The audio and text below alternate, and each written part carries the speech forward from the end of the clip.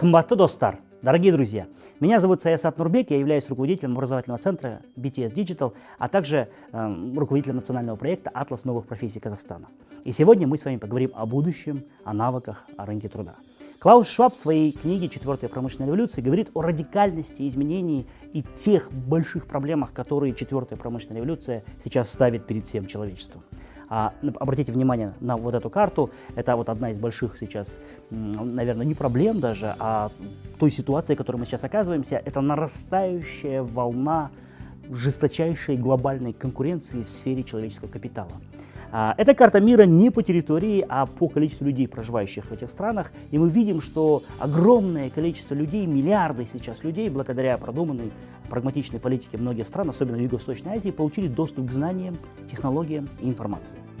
В другой книге Томас Самюэль Кун «Структура научных революций» фундаментально выявляет и анализирует большие научно-технологические изменения, революции, которые произошли в истории человечества, и выводит две базовые закономерности. Первое – радикальность этих изменений, фундаментальное противоречие, которое они создают. Например, мир никогда еще не жил в двух измерениях. В истории человечества не было такой ситуации, чтобы люди жили, и мы жили всегда в одной объективной реальности. Сейчас же мы начинаем жить в двух мирах – в мире физическом и в мире виртуальном. Вторая фундаментальная закономерность – это скорость этих изменений. Если первая, вторая промышленная революция заняли 150-100 лет, то теперь третья, четвертая промышленная революция происходит все быстрее, и каждый день, каждый год несет нам большие изменения.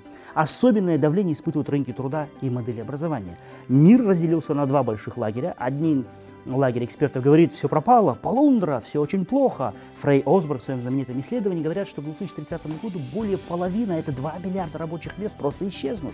Вторая половина экспертов говорит, не так все просто, не так все сложно, ребята, не так все страшно. Появятся новые отрасли, экономика развлечений, креативная экономика, человекоориентированные сервисы, куда можно будет перепрофилировать, переквалифицировать большое количество людей. Но это потребует новых знаний, новых навыков и компетенций. Посмотрите на эту графику. Текущая традиционная модель компетенции – это как двухслойная матрешка. В сердцевине базовая специализация человека, которой ему хватало на 15-20 лет.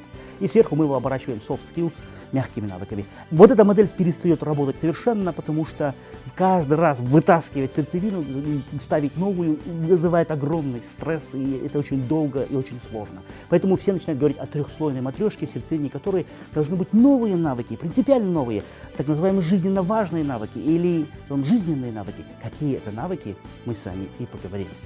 Что позволит нам сохранить конкурентоспособность, что позволит нам в этом сложном, быстро меняющемся мире оставаться конкурентоспособными и сохранять устойчивую траекторию развития. Спасибо.